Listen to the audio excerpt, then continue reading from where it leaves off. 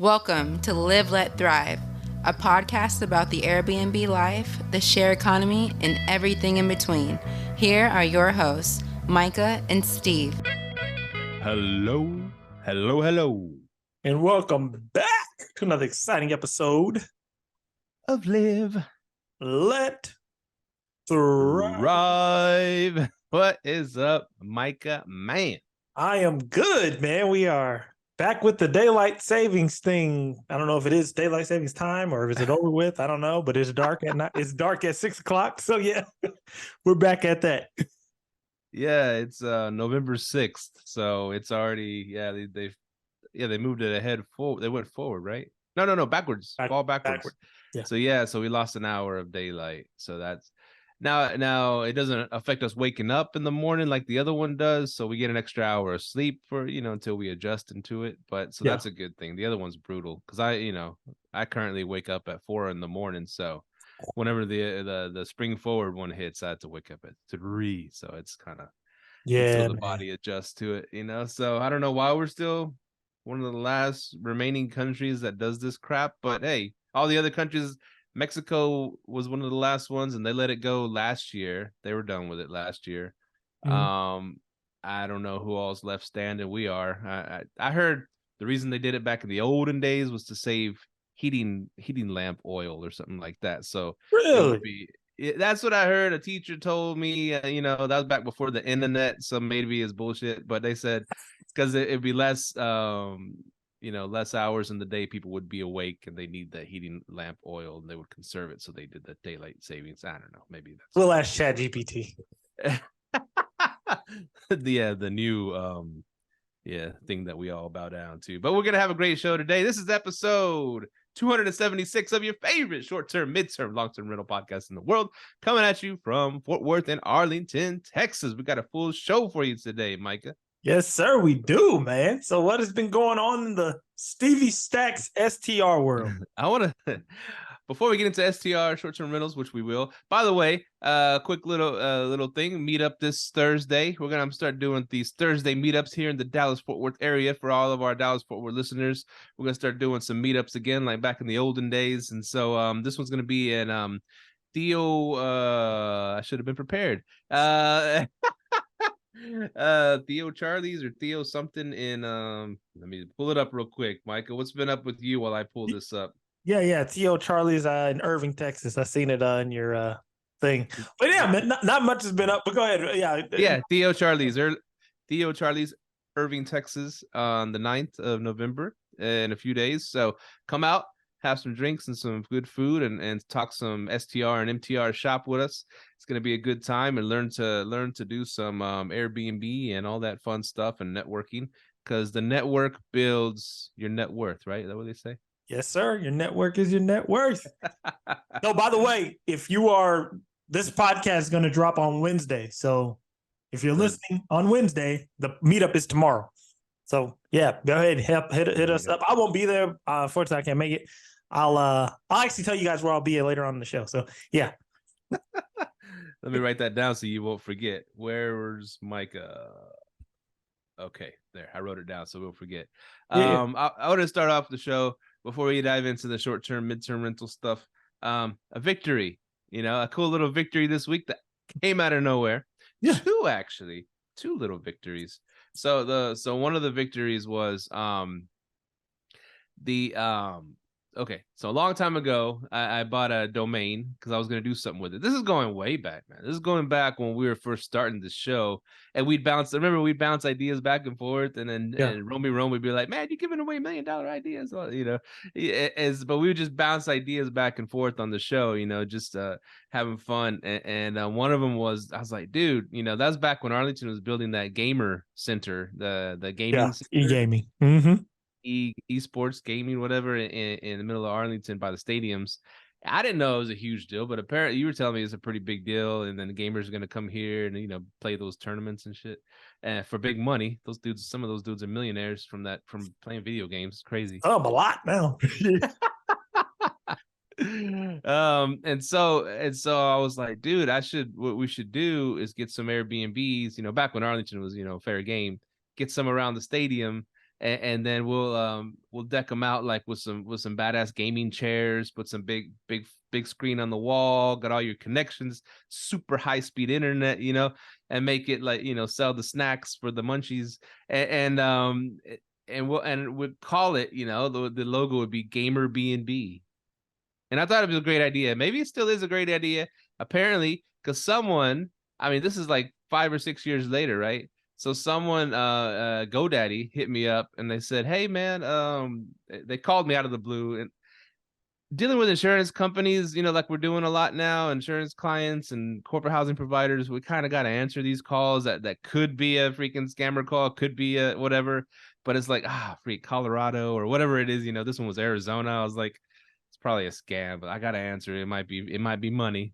And so I answered. Sure enough, it was money. It was GoDaddy saying, "Hey, we got some people interested in one of the sites you own called GamerBNB. Had bought it a long time ago for like $10." Yeah. And so I was like, he's like, "Would you be interested in selling? If so, they have an offer for $1,000 for it." And I was thinking to myself, I said, "Oh, not a bad deal." He's like, "Well, how about?" Or he said, "Do you have like a price in mind?" I was like, "Yeah, how about 5,000?" And he said, "Okay, well, let me get back to you, blah, blah, blah. I'll talk to them and see what's up." And so a couple of days went by, I didn't hear nothing. I was like, man, maybe I asked for too much and they just laughed it off or whatever. And so sure enough, a few days later, he called me back. "Hey, the clients asked if you would be able to do $4,000 for the domain." And I was like, "Yeah, I could do 4,000."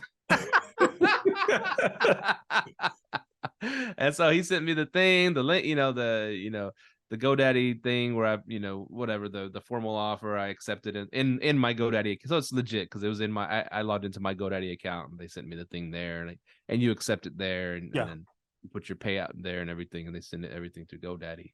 And so yeah, it's processing right now. I hadn't received it yet, but yeah, they agreed to $4,000. So I was like, that's a cool little victory come out of nowhere, all the craziness going on. I was like, wow, what'd you say, Stevie Stacks flipping domains or what? Yeah, Stevie Stacks flipping domains, man. And domains are real estate in a way, right? Yeah, it's a real estate space, man. Especially now, you can definitely flip a domain, especially because all the domains are becoming the .io for interactive, whatever it is, like what's it called, the AI and apps and all that. So yeah, you can still flip some domains, man. You should have told them when they brought back that 4,000, but like, hold on, let me get back with my people. They're trying to buy it as well, and they already have a gaming setup. So let me get back to them on that 4,000.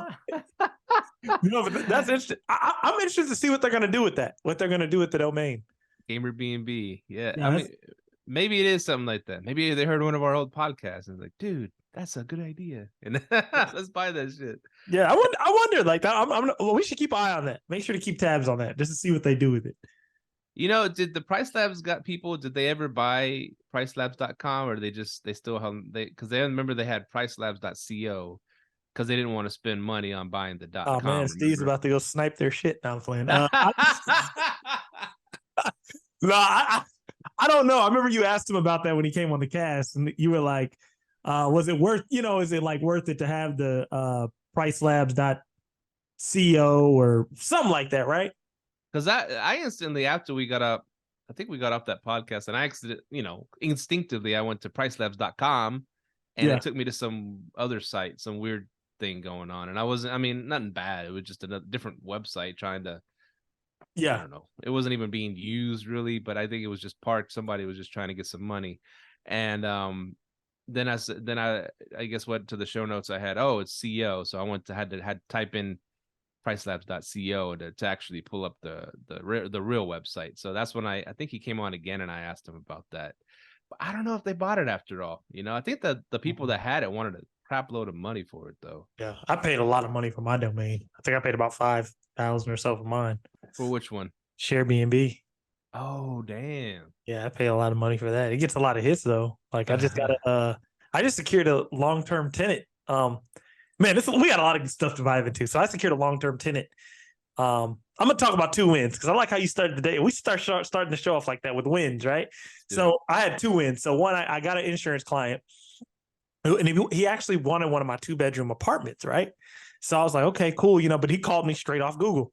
calls me off Google, says, "Hey, are you Sharebnb?" We're like, "Yeah, we're Sharebnb." And he's like, "Hey, man, I can't find anything." He goes, how fast can I move in? I'm like, when do you want to view it? I'm like, my soonest availability for viewings Friday. He's like, "Yeah, man, if I could view it Friday." And he viewed it, liked it. He was like, "Man, I'm gonna be honest with you. We don't have anywhere to go tonight." He goes, "Man, our house is flooded out, leaks everywhere." He's like, "Can we move in tonight?" And I'm like, "Look, man, all I got to do is go out to the car, type up the lease, do the background check information. If that comes back clear, you're good to go." Man, he did that. He ended up moving in that night.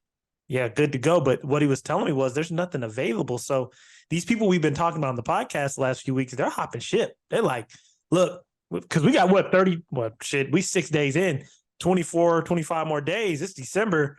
Those new regulations hit. What I'm starting to see is, and y'all can check out me and Steve's LinkedIn article. We talked about this. I think you have two sets of hosts hopping out. The hosts that are just straight up scared, like, forget this, I'm out. Then you have the hosts who are just like, they don't know how to get midterm rentals outside of OTAs. So they're like, screw this, let's get out. So there's now a limited supply of inventory. Because my problem with my 2-bedroom apartments has always been when insurance clients don't want it because they want a house. But this is perfect for them. They have a family, a dog, a child, and they were like, "Man, there's nothing available." So they took my 2-bedroom, man. And the importance and presence of being on Google is important right now. Being on Google is huge, man. So that was a win. And my other win, this is the biggest win, man. I finally figured out how to properly price my place for insurance clients. Took me a while, but I finally figured it out. I don't know if you guys know this, but in an insurance policy, there's a policy in there called what ALE Solutions basically coined this whole policy. The policy already exists. It's called additional living expense, right? So ALE Solutions is additional living expense solutions. So basically, if you look on a person's policy, we just did it. We actually landed another client based off figuring this out. So basically, this client was trying to move in to one of our Arkansas places. And she was like, "Man, I'm going back and forth with my insurance. They saying they can't pay your amount." And this is one of my smaller properties, and all I was charging was $3,200. And so what I had figured out was, I was like, "How much is your additional living expenses left on your policy, and how long is your policy?" She goes, "Oh, I still got 12 months on the policy, and I got 45,000 left." So if you ever figure out, what you do is you get the person, when they come and view it or whatever, ask them, "Hey, how much is left on your policy? How much have you used?"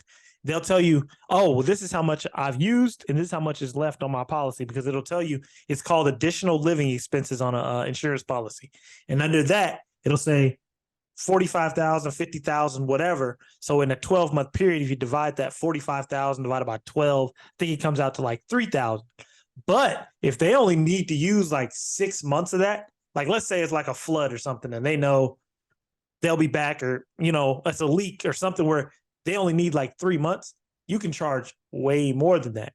So you got to have to start learning how to leverage that out. So you might be able to charge 5,000, 6,000 if they only need a few months. See what I'm saying? But if they need a whole year, you probably won't be able to get a whole bunch, because if they have to extend past that year, then they're going to have to pay out of pocket, and they'll more than likely won't be able to pay what you've previously been charging. You see what I'm saying? Mm-hmm. So yeah, that insurance client's been a win. I learned that. That's been huge for us, man. We got 2 insurance clients off that. So yeah, man, learning how to price, learning how to read an insurance policy has been huge.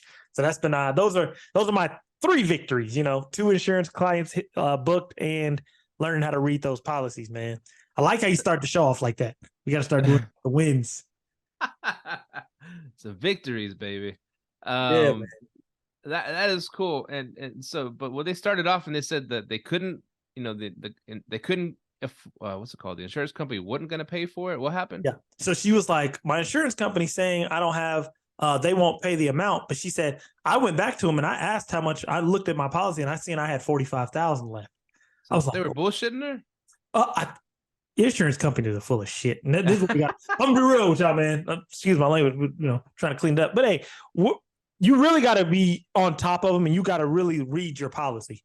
That's like becoming a huge thing right now, man. You got to read your policy, because they be full of it sometimes. But yeah, she tried to, but she went back, fixed it, and mailed the check off. Boom. I was like, bet, so cool. Mailbox money, baby. So, everything went through with that one, and we just got another client. Man, everything's moving, man. It's been good. Just trying to get my other places, my other 2 bedrooms filled up too, because I'm really starting to like that limited supply of inventory right now, especially in Dallas. It's really hitting Dallas hard right now. Man, that's a good point right there, man. That's good. Knowledge is power, man, because you find out how much is on that. I think, if I'm not mistaken, I think Jesse said that too, to find out how much that's on their insurance policy, how much they can afford, and then adjust your prices accordingly. Yeah, so. Yeah. Because you got to know how long they need it is a big piece. Like you can even go into further, like, look, so hey, what happened to your house? Like seeing, like gauging how long they really need it. Like, is it like a flood or is it like a fire? Your shit just burned down. If it's something like that, they might need the full 12 months. Depends on, contractors and whatever. It's funny that speaking of house fire, so while you were saying that, I got a text from a lady at one of our Grand Prairie homes that's been there for like 7 months already. Damn. And she just said that, hey, they're gonna need to extend another month after this month. So that means they're already gonna leave next month on the 21st, I think. So they need to extend another month.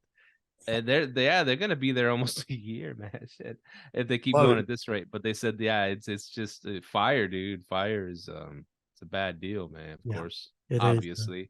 So they're and there's more stuff that they gotta fix. I'm like, yeah, you can keep staying, man. I'm gonna keep the calendar closed a whole month ahead every time, just in case they extend. They always do that. So you want to put up with the BS of canceling, because I think you mentioned something that canceling is getting a little more tough now. Well, this ain't through Airbnb though, but we can go into that. Mine ain't through Airbnb. I always I only close the calendar. I keep it closed until they give me a 30-day notice. That's when I open it back up. So mine goes off 30-day notices. Now there was an argument online about, should you totally close your calendar off, or should you just raise the price to a ridiculous amount so Airbnb won't get mad at you and punish you for having your calendar closed? I just close that. Yeah, that's back in my heavy Airbnb. I close it now.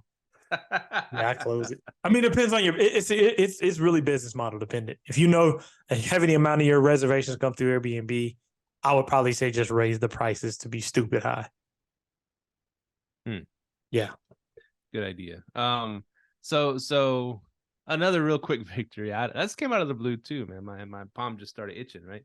And it's just like a roofer that I refer. If you ever need a good roofer, let me know. I'll send them your way, and they'll do the thing. You know what I'm saying? They'll do the thing, so you don't gotta. They'll do the thing. That's all I'll say on air.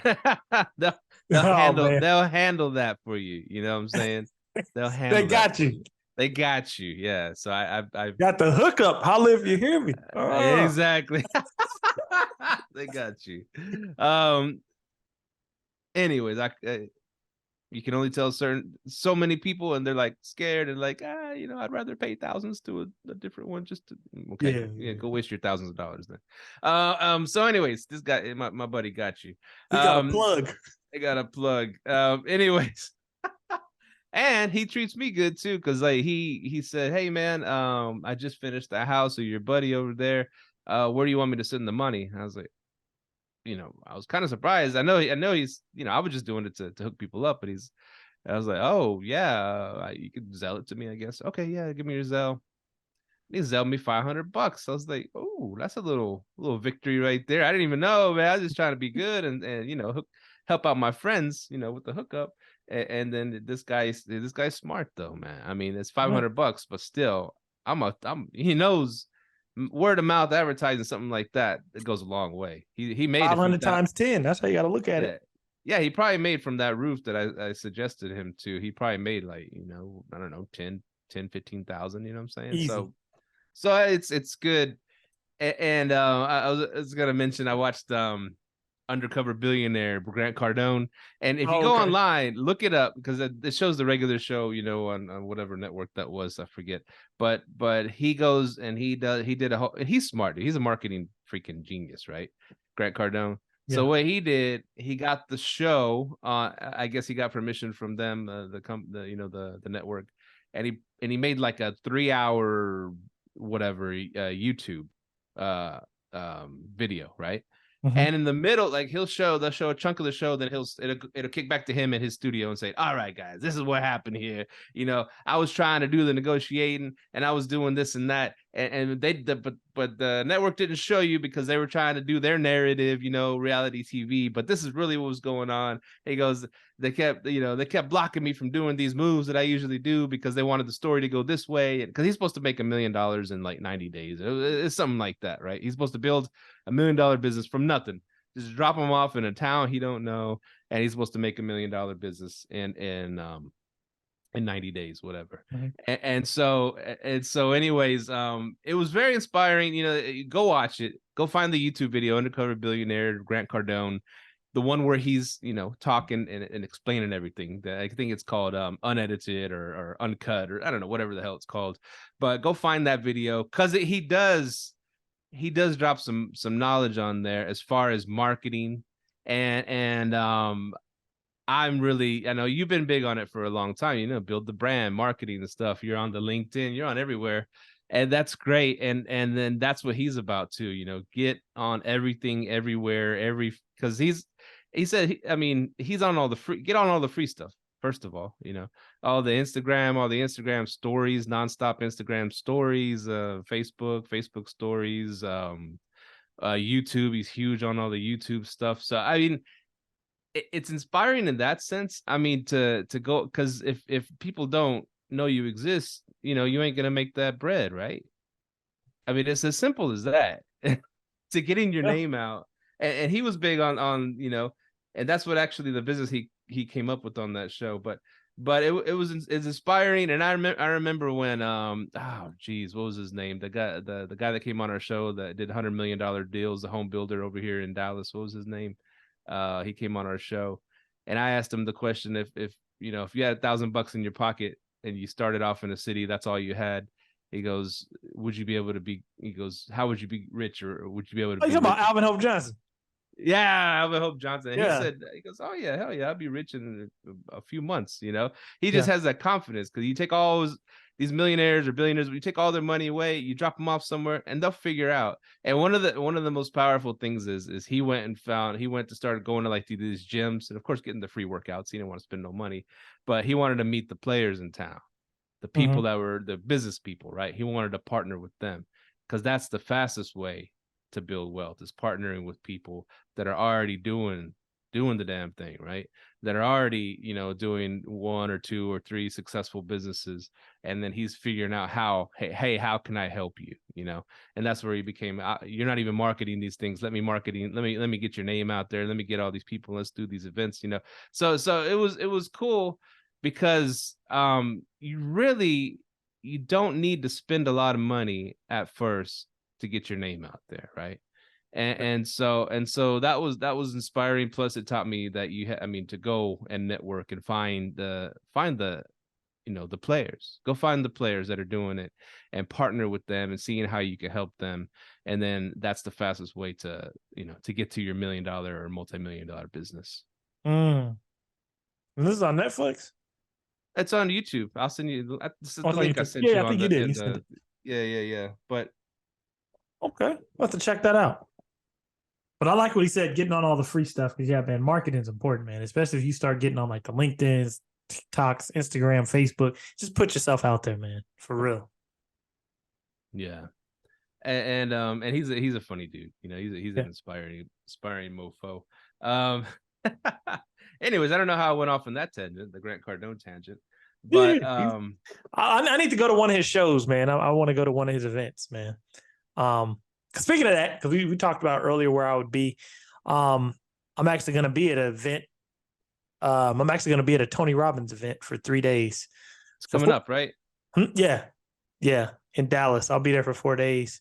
George Salas is going to be there. George Salas and his wife's going to be there. Who's George Salas? George Salas. He came on our show a long time ago. Oh, George. This one. Oh, yeah. I finally get to meet him. That's what's up. Yeah. We'll be there. Me, Mahogany, our real estate crew. A lot of people from Oregon and Washington are flying down. So we'll be we're gonna be there. So be there for 4 days. It's gonna be some good, hopefully life-changing stuff. Last conference we went to was life-changing. So definitely gonna go to this one and network my ass off, and then just try to really learn. You know what I mean? Just really trying to get in tune with where I want to be. Because my goal for next year is just really focusing on leadership skills. So that's where I'm gonna be for, be at the Tony Robbins event in Dallas. If you're gonna be there, if you're listening, you're gonna be there, hit me up if you see me. So yeah. Holla. Yes, sir. Tony Robbins. I love Tony. Yeah. He's very, very, very inspirational dude. Very inspirational dude. So I have a question for you. Mm-hmm. You have a lot of units in Dallas. So how does your team handle the cleaning issues? Because that seems like the issue that's always ongoing, right? You got to get the right cleaning crew. Well, what? Yeah, I mean, we've had the same cleaners for a while now. It took us a while to find really good ones, and I guess we went the same routes as many people do, as the turnover BNB, whatever. But we've been through a bunch. We went through a bunch, dude. Don't get me wrong. We went to a bunch of cleaners, and then we finally found some that were really good, that did what we need to do. Plus, kind of sad story. So the cleaner that actually, rest in peace. Irma, she had like a bad car wreck. Like this was 5-6 months ago. So she passed away. But her brother took over, doing her cleanings and stuff. And he always helped her, right? Mm-hmm. And so him and I guess some other family members, picked up the cleanings, and they kept on with the business, and so but he does a great job, and also it helps because he does handyman stuff too. Jose. Ooh, I like that. He's done stuff for Mike Brown, and I think you too, maybe. I don't know. When the houses you and Mike Brown had together, maybe he did some things. But I know Mike Brown's used them before. Jose Pena, shout out to Jose. But so that helps out a lot because he can go do the handyman stuff. He can do minor maintenance, of course, all the regular, filters, batteries, stuff like that. But he'll do some minor maintenance, a little minor plumbing and stuff like that. So that's a big plus, to have a cleaner that can do those things while they're there. I know it's a big plus, man, because I'm dealing with a company now, man. They try to nickel and fucking dime you for everything. Man. You tell them to put extra toilet paper out, it'll be $5. Like, damn. We're firing their ass this week, but it's all well and good. It's all good. But no. Damn, there goes the sponsors. Damn. But no. But no, man. We got one listing suspended due to them, like this company that we're gonna throw out there, man. Like I'm talking. So, this company claims they take care of all the linens, but they don't. The shower curtain sheets, the ones that button up and you just rip them off, throw them in the washer. So we had a guest complain about that, right? So I was like, hey, man, it's extra sheets in the thing and extra linens in there. All you do is take them one off, throw it in the washer. They're like, we don't wash on site. I'm like, oh, cool. Damn. Okay. So can you just take the old one off and put the new one on that's in the supply closet? They didn't do it. So we get a bad review. Next time I go over there, I was like, let me just spot check this shit just to check. Same shit still there. So I'll go in the closet, pulled off the brand fresh new one, pulled it off. Our listing ends up getting suspended. Funny thing is that listing is the one that we just got the insurance claim in.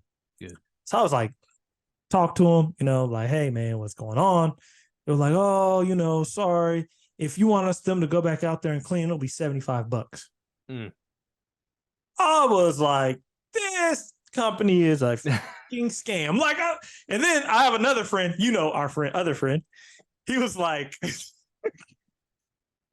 this cleaning company that he was using, he said, they were like, they just told him, hey man, we don't, on a Friday, right? He has a checkout on Friday. The weekend's about to get booked. He goes, they just straight up told him, we ain't got no cleaner, man. You just got to shut down. Oh man. Damn. Bro, he texted him back. He like, that's unacceptable. Do I need to get my backup cleaners on this? Oh man, this company is horrible. I would not suggest this company too. We won't say the name, but yeah, you know, It's all good. it's all bad. Well, it's all well. Yeah, It's not. but yeah, man, it's bad. It's bad, man. And then we think they're, I don't know, somebody said they're hiring the Mexicans in front of Home Depot to do that. Damn. Now for yard and maintenance, that's the way to go. But I don't know about cleaning houses. I don't know. They might bring their wives out or something. But yeah, man. So if you are a cleaner, we are interviewing a really good one on Wednesday that we've heard good things about. But yeah, if you are a cleaner, definitely your money's about to go up because now the standards are about to go up because supply is about to be limited. So the good cleaners, y'all are about to rise to the top. So stay on your stuff, stay grinding, stay hustling. Because yeah, cleaning is a huge thing right now. A huge thing right now to be a part of, man. Because you gotta have a cleaner that, you know, like the handyman stuff. That's huge, man. Like, yeah, I was working company. Can you put the batteries in? $20, like, you know. So yeah, man, just having that's huge though. Having somebody who can, you know, do maintenance work. Now I have this one for you because I just hired a new cleaning company. How much do you charge? How much do you pay your cleaners if a guest extends? Like extra? Yeah. Like, so for example, let's say a guest extends outside of 24 hours, right? Inside of past 24 hours. So like, let's say they extend that morning and the cleaner has plenty of time to be like, hey, I'm not going to be able to make it, whatever. They can't make it because basically our checkout's at 10. This cleaner got notified at 7:30 that there was no cleaning. Have you ever paid a cleaner like, oh, well, we'll pay you $50 because it wasn't within 24 hours? Now, there was one in the past that would charge us for like having to move things around a little bit like that, you know, like $20-$25, something like that for, you know, something like that comes up. But our current ones, no, they don't charge. We just tell them, hey, they extended. They don't need to do a cleaning today. Okay. So I talked about it because I had a cleaner ask like, hey, if a guest extends, you get paid. And he goes, well, we don't because we have to cancel it because we don't have a cleaning that day. And I was a couple ways to look at that. Now, shout out to Mike. Mike was like, well, if it's within 24 hours and they've already prepped the clean and someone extends, he said he will pay them. The whole price? No. A $50 cancellation fee. Yeah. Let's call it a cancellation fee. And so my thinking was when I was first talking to this dude about it, I'm like, well, in short-term rentals, that happens all the time, right? Because a regular, and the other guy threw in, he goes, well, if a regular cleaning company was doing it, they would charge you a cancellation fee. But I'm like, a regular cleaning company, you're probably only cleaning that house, twice a month? If I'm giving you multiple check-ins, multiple properties, you know, so it's just one way to look at it. I just what's your thoughts on that? Because I'm like, I don't know. Yeah, like I said, we had to do that in the past, but then we finally found some good cleaners that, you know, we take care of them. We give them a shit ton of cleanings, right? And so they don't nickel and dime us like that. If we have to move things around or say, hey, early checkout, late check-in, they don't say, okay, that's going to be $50. You know, there's some cleaners that charge you if you want them to prep something for early check-in or go late for or a late checkout. You know, there's cleaners that'll charge you for that too. The reason why I don't do early check-ins because I don't want them to try to rush through the cleaning. That's why I've gotten away from that. Like we always tell them, hey, we'll tell you when they're done. If they're done before check-in time, I'll let you know. Because I don't, unless now, are you charging for the early check-in? Oh yeah. Okay. Oh, yeah. So yeah, if you're charging for it, and then you can do you compensate the cleaner too? Like I said, the current ones, no, we don't. Okay. I mean, but here's the thing: if they say they can't there's no way they can get it ready in time because they have other cleanings that day, then we can't offer. You know, of course, our VAs ask first to the cleaners, hey, this guest wants to check in early. Is that possible? And they say, you know, no, we can't get to it. We can't get it ready by 2 or whatever the hell, or 12, whatever they want. So, but most of the times they can, but they don't charge us. Now, yeah, that's a hard one because you can't really just call up another cleaner. Hey, could you get this turned over? Yeah. Especially on a Sunday or something where there's like a million cleanings, you know. But what is your checkout? 11 or 10? My checkout's 10. My check-in's 4. So that's a big window. Yeah. 10 to 4 is a big window. I'm going to tell you why I did that. Because now most of the time I can accommodate early check-in. You know what I'm saying? When I was doing 12 to 4, probably can't do it. But 10 to 4, if they ask for early check-in, yeah, here, boom, you're ready to go. Now, this is the thing, though. Have you noticed? See, and most of the time, by the time they ask for early check-in, the time that they want to check in, the place is available. Have you noticed a difference in the cleaning, the level of clean, if they're trying to rush and get it done on early? Have you noticed like something in the cleaning, like reviews or anything like that? Not recently. Like I said, we've had these cleaners for a long time now. Okay. So they have it down. Now occasionally when they bring in someone they need help and getting to knock out a few cleanings, yeah, we'll get some bad reviews because they just ask their cousin to come help them and grab and go clean. You know, that's part of it though, because one cleaner can't be in 20 different places at once, unfortunately. And Tyrone out there messing up the cleans. And just because we're kind of good at business, I guess, you know, I'm not saying we're the best, but we're pretty good at business, doesn't mean that cleaning companies are good at business. So they can't really. Here's an analogy, right? Okay. So the ghetto car mechanic, right? Yeah. Down the road with like 40 cars parked out front because their whole strategy is to pull in as many cars as they can, disable them, and then they can start working on them slowly but surely in between, you know, drinking and smoking weed. And so you can't go get your damn car because it's missing an engine or some shit. Basically. So what a lot of cleaners, I'm not saying mine do that, but a lot of cleaners we've discovered, they'll try to pick up as much freaking work as possible. And then they're rushing through their whole day and they get to your place 10 minutes before check-in. And, you know, that's what can we do with that? You know what I'm saying? Unless you hire a really expensive professional company or something like that might be able to do it. But or that's like going to a dealership and paying a top dollar to go get your car fixed, and you even get a loaner and all that. The ghetto guy will get to it and it'll be a decent price, but it might sit there for a few weeks. And what you really just talked about right there, I like that analogy. That's the price of convenience. Yes. Because it's funny. I just took my car to get an oil and filter change. Everything's good on it, right? So my Kia is a 2018. I got damn near 100,000 miles on it because you know where I bought it from, right? And I'm always on the road. Now, when I told my coworker, I was like, yeah, man, I took it to get the oil and filter change, engine changed it out, you know, the engine filters, all that, multi-point inspection, made sure everything was good. He goes, yeah, man, I wouldn't have done that. He goes, that's all you need is a wrench for that. And I was like, that's true, but I ain't in college no more. I ain't about to waste my time doing that. And it's the price of convenience. I could get a huge discount by taking it to the hood dude, but the hood dude, he ain't about to do a full inspection of your car. He gonna change that oil and filter when he gets to it, and then he's gonna get your car back to you. So it's the price of convenience, and it's the peace of mind. Like, I know if it goes to the dealership, I'm gonna have to pay a little extra chunk of change, but the convenience factor, they gave me a shuttle home in a nice brand new 2023 Kia Caravan. I was like, I'm like one of these little soccer mom vans. These are cool. You know, got to check out something new, and they took me home. You know, and then they picked me back up and took me back up there when my car was ready. So it's the convenience factor.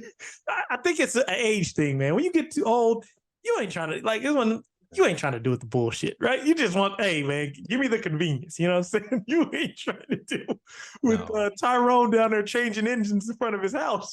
He got code violations hitting him up, man. It's a rental house. There's freaking oil all over the garage and dry. What the hell, man? Yeah, you know, it's the price for convenience, man. And this goes to our business too, right? You know, because I know Steve talks about this all the time. When you hire a cleaner, the first few cleans are good.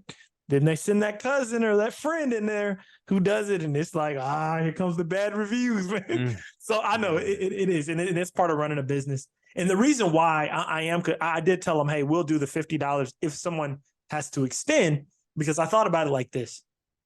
What he's really telling me is, you're my only client. So I'm like, if I can keep him and his team on and I can help him grow his team, he can help me grow my inventory. It's a win-win for everybody. So I was like, cool, I'll pay it. You know what I mean? Because after the extension, everything else, if they extend, right, everything, that ain't nothing but butter. You know what I'm saying? That's just gravy. You know what I mean? So I'm like, bet, I'll do it.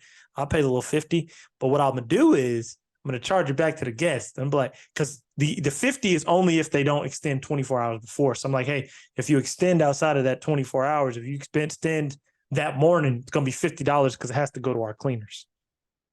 Yeah, so that's how I'm going to play it out. That's good, man. That's good.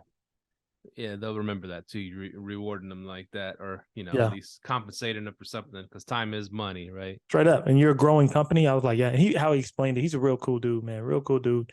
So yeah, I was like, yeah, I can. After I talked to, and this is also a thing. Last week you talked about the power of being in the room.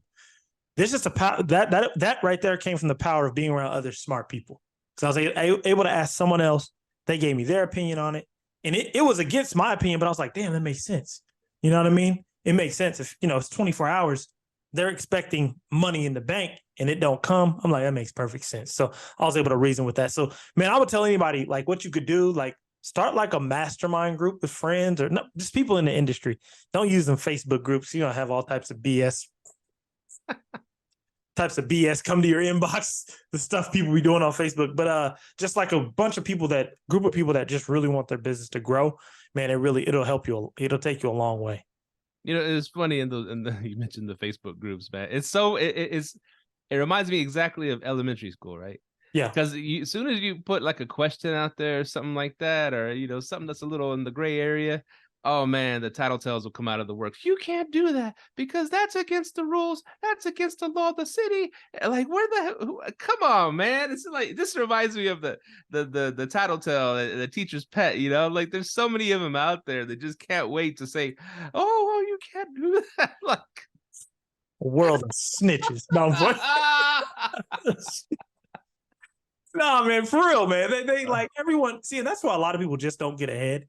They're afraid to step outside the box, man. And I remember the early years of this show, Steve used to always say, it's easier to ask for forgiveness than to ask for permission. Like, hey, man, you can play the stupid card all day, man. Oh, I didn't know you couldn't do that. Thanks for letting me know. Yeah, for real. Man, I spent thousands of dollars and played the stupid card and got out of jail free card, man. I mean, don't do nothing blatantly illegal, but I mean, you know how to ride the fine line, But people are like, man, it's just like Karen syndrome's kicking in, man. Big time, dude. That reminds me I'm one of those groups that has the question about, but if you buy a place, either subject to or owner financing, right? Like a condo and in a HOA community, do you have, because I guess here was where my question was coming from, because a lot of that subject to world is like, don't let the banks find out. You don't want that due on sale clause, even though there's ways to whatever. But people are always trying to, like, they don't need to know, do it like this, put it in a land trust. I was like, so if you do create a financing deal, buying a condo, do you have to go tell the HOA that you own that condo now, technically own that condo? And everybody came out with saying yes, they don't have anything to do with the financing. They just want to know who's the owner and all that stuff. That's the consensus that came with, and that's a good consensus.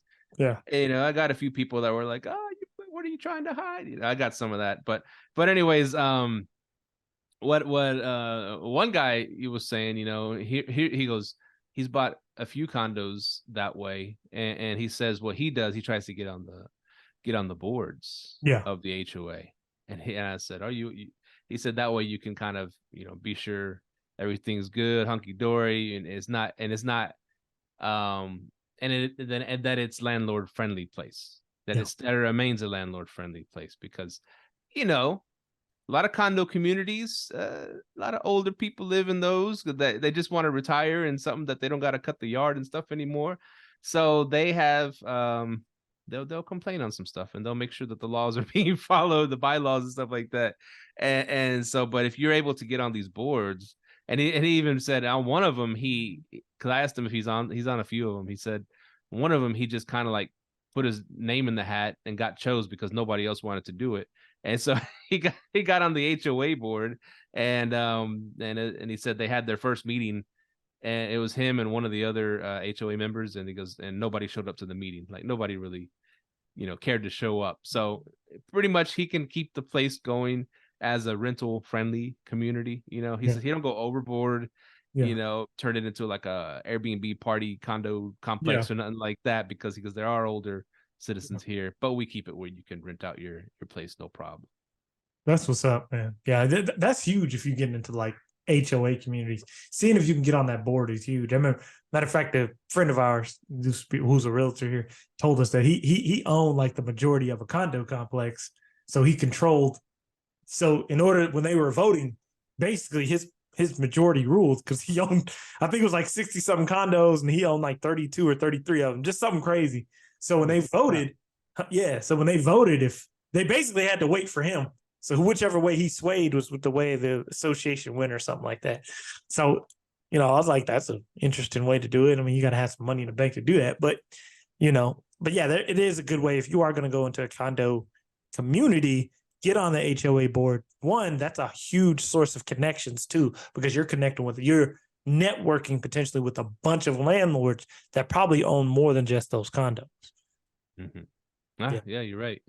And you get the first right of refusal. A lot of those communities, when a condo comes up for sale, usually the members first, post it to the members. That's pretty cool. I mean, if it's a good community, you know, it makes good rentals, good area, whatever, and you get first dibs at it, that's pretty neat. Neat. It is, man. Yeah, it's multiple ways to skin a cat out here, man. Remember that oh man, I forgot his name, but that guest that came on, and he was out of Arizona, or was he out of Arizona? Yeah, and he was invested in those condos. And he was the president of the HOA, remember? Because they made sure that place is there, because most of the owners do Airbnb. Yeah, that's what he was talking about. I think that was the state where the state came down on the city, telling them, hey, you can't control their property or whatever. It was in Arizona. Yeah. He wrote the book, The Vacation Rental Bible. That's him. I know you're talking about. Yeah, I got the book up there too, man. I forgot his name, but he wrote the book. By the way, check out his book, The Vacation Rental Bible. Basically, he was the main guy on the HOA board. The city and the HOA tries to say they can't do short-term rentals, and the state voted against it and knocked it down. They can still do it. That was a really cool scenario. And I think they're coming to go ahead. Well, he did. Yeah, you're right about residential, or where the city was trying to ban it, but then the state stepped in, and and he said you can't ban it, it's legal, because he brought all the investment dollars in, whatever. Smart governor. But HOAs, he did say HOA is a different thing, because they can make their own rules in HOAs, But that's why he became president of his HOA, and he goes, most of the people there do Airbnb, so it was like they made sure it's written in the bylaws that you can do. And he says every time one comes up for sale, he snaps it up. Yeah, he buys it. So it's not going to change anytime soon if he owns most of them and he's the HOA president. Multiple ways, man. Multiple ways to do it, man. And I like that idea, because now you control who's coming into the building. If you're doing short-term rentals, there, mid-term rentals, hey, this is the community, this is who's who, this is who's going to be around you. That's like a huge plus right there. If you control that, man, because you can almost make that a what's it called? The new things people are getting into, not micro hotels, but micro shares of houses, or they're trying to. No, the things that people are starting to get into. Boutique? Yeah, boutique hotel. You can kind of almost turn it into a boutique hotel if you can like turn like the clubhouse or something into like a front office desk check-in. It's all types of plays with that right now. Yeah. Yes. I mentioned this before. Over there in South Padre Island, that we go every year to vacation. We love it there. We like to stay at this place called the Tiki. And it's the same. So it's individually owned condos, right? A big cluster of this individually owned condos right there by the beach. And it has a front check-in area, though. So which is cool. It's unique. Plus, they have their own cleaning crews there on staff, right? And they have, they make sure that people that are parking there, because it's real close to the beach. A lot of people, parking over there is you got to pay, or is a little tight. But you get your own parking spot if you rent one of those condos. You get like 2, I think. But anyways, so they make sure that people that people that are parking there are actually renting the place. So they give you wristbands for the pool. So it keeps all the riffraff away from the pools that aren't renting there. You know what I'm saying? So they maintain the areas. They have security guards. So I was like, this is kind of cool. If I bought a condo here, I'd have my own management on site, and my people, and they handle all the check-ins, check-outs. So they go straight to they go check in, they write information and all that stuff. They get the keys and they get the wristbands and they get whatever, and that's all keypad. They finally changed the keypads. But I was like, I would like to own something like, if I'm going to live, 1,000 miles away from a place, that's not a bad way to do it, man. If I'm going to have my beach condo that me and my family can enjoy, but then it's on-site management, that's even better. Yeah. Cause, it's funny you said the rich bands. Remember that condo I owned in North Arlington for a long time? First one they got me in, that's how they had it. But they went against the Airbnb thing. But yeah, you have the wristband. All you need is on-site management, man. That's a killer business right there. So the hoes going at it in the pools, that's how they discovered them. They didn't have the wristbands on, the brothel that was going on. Yeah, they had the wristbands, they had the code. It was a perfect operation. Oh man. But no, go back to the early episodes if you try to figure out what we're talking about, the brothel being run. Yeah, that was like episodes 1 through 20 at least. It was early on. We were recording a lot of episodes. But yeah, it was a funny episode. I got shut. Myka wasn't running the brothel. It was his neighbor. Not me. His neighbor. Yeah, we had a neighbor who was doing that, running a brothel and pretending it was an Airbnb. high-amenity. Oh man, Steve's about to flip another domain. I'm gonna order it right now. He's writing it down. Oh man, but yeah, man, but I like that business model too. If you have like on-site management, that's why I like the boutique hotel play, man. You have everything on site, it reduce your costs as well, man. Straight up. No, that's good, man. That's good. What's good to talk about real quick? Yeah, we talked about a lot of stuff today. Yeah. I was gonna, man, I see these people, pickleball, man. It's pickleball courts. People are putting pickleball courts in their properties. Mm-hmm. And that's a big deal. There's people, oh man. I mean, what's his name? Rob Built. He's putting pickleball courts in all his, high-end mansion properties. Holy shit. You know what though? You have to see, and that's the thing. That's about knowing your target clientele right there. See, pickleball is more of a upscale type of thing that people play. They play pickleball. I've noticed my friend, shout out to my boy Ching down in Austin, he's building a pickleball court on one of his high-end properties. So a lot of people are getting into that. Being near golf courses, I like how he's doing that because it's a higher end clientele that wants to play that. You know what I mean? Mm. So yeah, knowing your target clientele is huge. That goes directly into that. Now here's something, man, that I'm seeing. Airbnb is getting the hell kicked out of it, by local governments, by cities, by states, by whatever, by communities, by HOAs. I mean, they're getting the crap beat out of them. And of course, the people that are doing arbitrage or people that are trying to do Airbnb out of something they own, they're feeling it too. So a lot of people I see, and plus the people that are doing, in a lot of areas that are just doing the either regular 1-bedroom, 2-bedroom condos or doing a regular schmegular house, they're not seeing the returns anymore like they did in the old days, especially since everything's gone up in price. The rents have gone up, the utilities have gone crazy, the taxes, insurance, everything's going crazy, right? So they're not seeing very much profits anymore. But even Rob Built mentioned on one of his things that place where he did put a pickleball court and he put he put he put a bunch of stuff, a mini golf course, all this kind of stuff, that he had just bought a really nice looking, kind of like mansion type looking place, but he thought the architecture was so cool, it's just going to rent good like this. But even at that level, he wasn't getting the returns. He was like breaking even or losing money.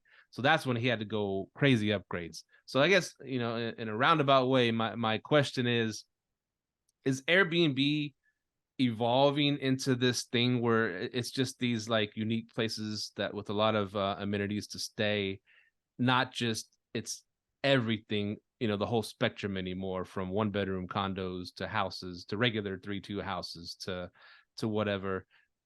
but it's evolving to like, okay, this is what Airbnb brand is going to be into the future. It's going to be these unique places with a lot of amenities where families are going to go to enjoy whatever place they're going to go. And it's not going to be enough meat on the bone left for all the other people that were doing it and just trying to throw some furniture into like a condo or a regular house, just a regular schmegular, and they're not going to get the returns. I agree. I think that's exactly, I think Airbnb wants to be, Airbnb is trying to cater to the market, but the market's not catering to Airbnb because Airbnb doesn't cater to its hosts. So if you look at it like the big, nice, fancy places, I think they are going to get the return that they want to see because it's going to stand out. It's going to be unique. But the regular, the regular places, you're not going to find much success on Airbnb in the future or even now. And I'm going to tell you why. One, you're going to get overlooked. Two, people already have this negative implementation of Airbnb, which I think is rightfully so with the cleaning fee. Because as a hotel, you don't see the cleaning fee. And of course, you can change it on Airbnb. But I think that goes with, and I'll just use myself as an example. That's why I switched my business model to let me cater to midterm clients or basically families in need, right? I'd rather cater to a displaced family that needs a place, has insurance, and they're going to cover it. Because I do think you're going to have that huge gap of all these regular houses posted on Airbnb. What makes you unique, right? So you have people who go like how people who go to Orlando build these badass Disney World themes and they get a huge return on investment, right? But and that has to be your business model. Me, I don't like that business model because I know for damn well there's a whole lot of liability in that. You got kids up in there writing on your walls, crayons and shit. Like this is shit like we really don't talk about, but it really happens. Like when you do start catering to families, kids, you are going to have more increased liabilities, things that need to be fixed, right? But if you start going for insurance clients, you take a security deposit, you're in control of everything. Airbnb can't step in. It just puts you in a better position to me in metro markets, especially metro markets. I think that's where a lot of people are saying, oh, I don't do Airbnb. They just have a regular place in a metro market that target clientele who's trying to come and it just ain't there, right? So you got to really change it up. Yeah, and another thing. So I think, hotels are stepping up their game too. Yeah. They're stepping up their game and they're offering a lot more amenities. And here's funny because my cousin from work, they only stay at like high-end hotels, right? That's what they'll go on vacation just for a couple, 2 or 3, maybe 4 days at most, right? But they'll spend a lot on a hotel to stay at. They just like to stay at nice hotels. And the number one thing that they look for is a nice breakfast buffet. Because and now you ain't gonna get no breakfast buffet at an Airbnb. I don't know anybody that provides breakfast to their guests. I'm sure some probably do, maybe, but I've never seen it. Not like a spread like a nice hotel is gonna have a real nice breakfast buffet. They just love the fact that they can go downstairs in the morning and have a really nice breakfast experience, and hotels, that's why they have the breakfast and lunch area, right? And some of them have the dinner experience too. But because they know breakfast is freaking huge for travelers. And we haven't really, us Airbnbers or short-term renters, whatever, we haven't really figured out a way to provide something like that, maybe a coupon to the local McDonald's or something. Black Bear Diner. But that brings a point. If you're able to provide a nice breakfast to people, that would be something. I don't know, but I don't see the logistics in doing it. But that's where our hotels have a huge. I enjoy that too. I go to Mexico or something like that and stay at a nice hotel, and that freaking breakfast spread is amazing, man. Everything there is just top notch. And oh man, there's so much choices. It's a cool perk. It's a cool perk. And so I know people that travel just for that free breakfast. And that's a fact. Those are the perks, man. I remember we had a really good podcast episode, man. Y'all really got to go back and watch it. I think it's how to provide a 5-star hotel experience at your Airbnb. You were down in Mexico. You were talking about all the amenities that they had. And that was a really good podcast for how to add value to your short-term rental, because that right there, I think that's where it's going, right? You got to start adding stuff like that because it's like, okay, hotels, they don't see the cleaning fee, right? And that's one of the biggest draws to it. But at a hotel, they are paying a cleaning fee. They just don't see it. The thing is, there's a lot of draws to what you can do to compete directly with the hotel. And I think that's huge because I'm going to be honest with you. I only stay at an Airbnb if I'm traveling with family. That's the only time I ever stay at an Airbnb. That's, to me, it's the only time it's worth it. Or unless it's like me and my wife going on like, and even at that, me and my wife, when we do like resorts and cruises. So it's a little bit different. But yeah, see, and also there's that gap of when, like, I'm going to a hotel for 3 days. I'm not got to go to Airbnb. And I have friends who are coming to town that are going to an Airbnb, but me, I'm just going to go stay at the hotel where the conference is. You know what I mean? So hotels will always be in business because they have too many perks. They have convention centers attached to them, shit like that. The breakfast, it's just a lot. I think the hotel you were staying at, you were like, man, they came and did your laundry and washed it and ironed it out for you. That's hard to compete. You know what I'm saying? You know what I'm saying? But if you find a way to implement those into your short-term rental, I think you'll be way ahead of everybody else. And there's some people who do that. You know what I mean? Mm-hmm. Oh yeah, especially those high-end places, high-end Airbnbs. I'm sure they hook you up when you show up, and so, but yeah, the hotel experience, and that's the Ryu where we stayed at in Guadalajara. The Ryu, I remember you talked about it. Yeah, man, it was I was like, wow, I forgot about how cool these, staying at a hotel. Then they had like a bar down there and live music at night and all kinds of stuff. It was really cool, and yeah. No, go ahead, finish. No, just to have it all in one spot. I can go, the kids can stay up there with the grandparents. The mom and daddy can go enjoy some nightlife in the hotel. We don't got to drive off nowhere and go drinking and driving and shit. And they have all the drinks there. And then and they have a spa there, a really nice spa experience, a badass pool area. I mean, they have everything you need. And of course, that amazing 5-star freaking breakfast every morning. I'm gonna be rude with you, man. We got to eventually get into the hotel space. That's really what it comes down to. Boutique hotels, we got to get to that space because, I mean, at the end of the day, you see all these regulations coming. Hotels ain't tripping on that. They probably paying to keep those regulations in place. We got to become that. I mean, at the end of the day, that's just, we got to build our way up into that. I mean, that's what I'm going for. Because my houses that I'm buying, eventually I'm going to just pay them off, turn them into long-term rentals, be in the hotel business. So, I mean, you have to look at it that way. It's the only way because hotels are always going to be around. Like, look at Dallas. They just stopped all single-family residential neighborhoods, bro. That's putting a lot of people out of business. We talked about it at the beginning of the show. The opportunities that it is creating opportunities. But, and then on the last show 2 weeks ago, I think we talked about, hell, you got to have 3% of a commercial building can be a short-term rental. So if you got 30 doors, only one of them can be a short-term rental or something like that. It's great. It's limited supply. So you do have to eventually look forward and be looking forward in your business to that's where we eventually have to go.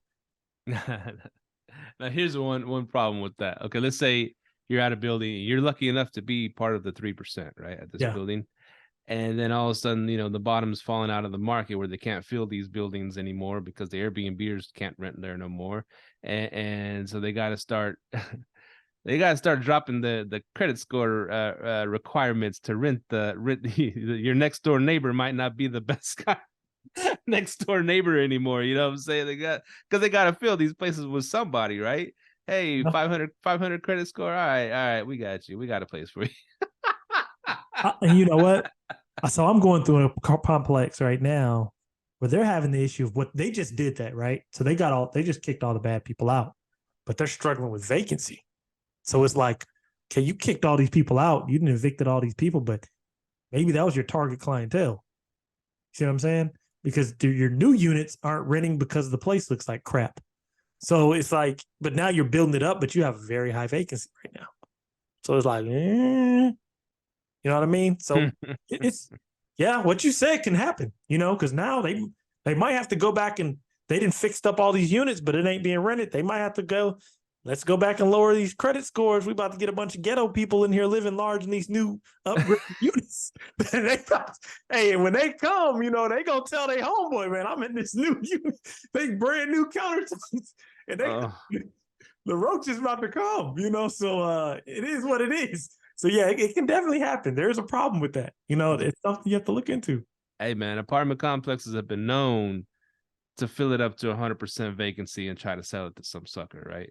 Yeah, and then you got to worry about that. Now you got to go through new management with your business model. Yeah, but the thing is, they'll fill it up with bad people. They don't care. They might not even be paying rent, but they have all these. Oh, it's 100% occupied. Let's sell this thing. Here's our BS rent roll. But nah, it happens. And you can tell. You can start to tell like when apartments are starting to go through different management. Their maintenance usually starts to become a little sketchy. They ain't responding. We've been there and done it, man. Straight up, we've been there and done it. Oh well, hope it doesn't turn out like that. No, for a lot of us. But that's why you should always have in your clause, you can bounce if the Airbnb starts going bad. But yeah, man, this has been a good show. We touched on a lot of topics. One last thing for everyone before we hop off. Make sure you're on Google. I've been telling y'all for years, but now I'm gonna really tell y'all because Google did show up to the VRWS, which is the Vacation Rental World Summit. They showed face. They're coming. So they are showing up like, look, we are going to be in the vacation rental space. So y'all definitely make sure you're on Google. And that insurance client I got, that was a Google call, straight to my Google voice from Google. They found us on Google. But yeah, go ahead, Steve. Take us out. One more thing. Garage or convert it to a game room if you have garage.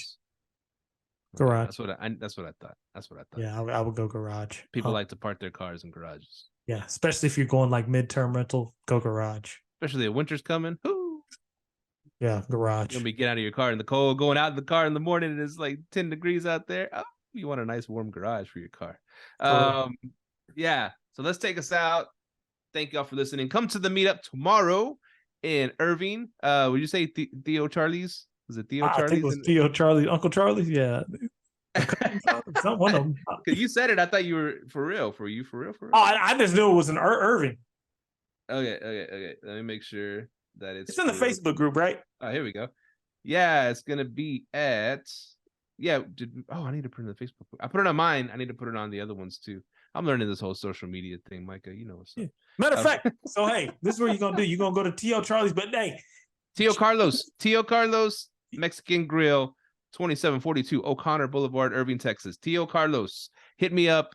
Hit us up. It's going to be on the group, all that stuff. Yes. So what I want you guys to do is hop in our Facebook group and you will see the event in there. So that gives you courage to hop in our Facebook group, post some questions, whatever you got in there.